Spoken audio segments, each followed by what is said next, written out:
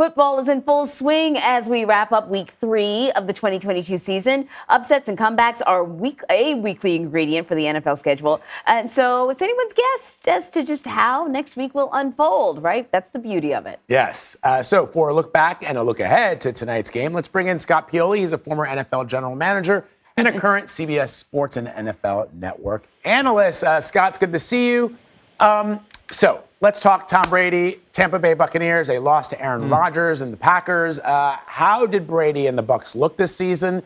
And some people were saying it's potentially the last meeting of the two quarterbacks. Okay. I thought you were going to say the last season for Tom Brady. No. Who knows? Please, can we not go there again? I know, in perpetuity for Tom Brady. But how are they looking? They're looking not like the team that they were last year or the year before, Vlad. You know, they've had a lot of changes and a lot of losses up front at the line of scrimmage in terms of their offensive line. They lost their center. And the center position to Tommy is just so important because he's the guy that does all of the in-line communicating for the offense. So they've looked a little bit slow. The other problem that they've had, that they haven't had the past several years since Brady arrived, is they've had a lot of injuries. They've got injuries at the wide receiver position, again, up front in the offensive line. So this is a different team that Tommy has in front of him. You know, it's interesting. Going into this year, I was wondering how he was going to look and what it was going to be with all of these changes up in front of him. And it has not been up to the Tom Brady standard. And as we know, Tommy enters every single season with the same goal. If it's not a Super Bowl championship, it's a complete professional failure in his mind. But I also seem to see a guy who, I don't know, is looking at things through a little bit different lens from a personal perspective this year. And if the standard doesn't get up, I can see Tommy getting much more frustrated, like he was a couple of weeks ago when he was breaking computers on the side. The Miami Dolphins are now 3-0 after defeating the Buffalo Bills. They're not the only team that's 3-0, but I digress. They are leading the AFC East right now. Is this a team to watch for the season? I think they are, and I see you giving a little shout out to your Eagles right there. I know what's going on. So, people forget last year the Miami Dolphins, they started off 1-7. Then they've been 11-1 since that point last year. They are on a tear.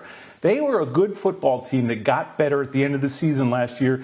And even though they fired Brian Flores, who's a terrific head coach, they brought in Mike McDaniel, and they have continued to trend upwards. I think the other thing is they added some pieces this offseason in terms of weapons for Tua Tagovailoa that have really, really helped them. So again, this was a good football team at the end of the year last year. They made a head coaching change, and the new head coach married into a very, very good football team. Scott, while we're on the subject of the Miami Dolphins, we all saw that hit that Miami Dolphins QB Tua Tagovailoa had when he was slammed to the ground. His head hit the back of, or he hit his head when he fell. And when he got up, he, as football players do, they pop back up and they try to run back to the line of scrimmage or to the huddle. Yeah. But you could see that he was all wobbly, but he stayed in the game. And I just was watching the reaction on social media. People were really upset about that. Now the NFLPA wants a review of the protocols that the Dolphins have in place. Why do you think they didn't do what they're supposed to do, which is to remove him from the game and evaluate him? Well, Vlad, actually what happened was he was removed from the game. It was near the end of the first half, and they took him through the concussion protocol that is viewed by an outside doctor and the team doctor, and they have to go through protocols. And if there's any discussion where either side believes that there's a problem, the player won't go back in. So there was a period of time. He came back and started the second half, which surprised a lot of people, myself included, because what we saw when he got up and was wobbly. But this protocol that the players have to go through is not only league sanctioned, but it's NFLPA sanctioned. Part of what's built in is they are going to, as we saw yesterday, they have filed a grievance, the NFLPA, and not only the NFLPA, but the NFLPA and the National Football League are going to look into the process, exactly what was done. And I'll tell you this, the league's very serious about this. The PA is very serious about this.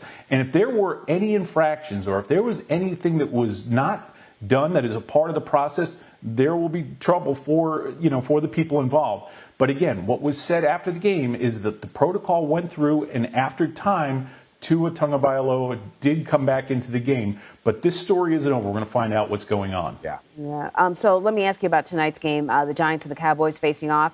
Who do you fancy?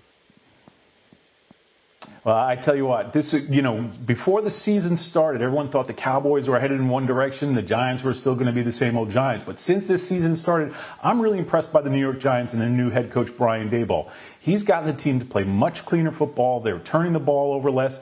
They're winning. They're doing a really good job. Now, the Cowboys, there was a team that a lot of folks fancied out there. They've lost Dak Prescott. They're not playing up to the level that everyone thought.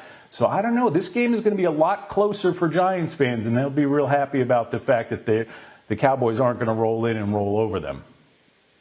Exciting stuff. Scott Pioli, always great to have you, my friend. Thank you.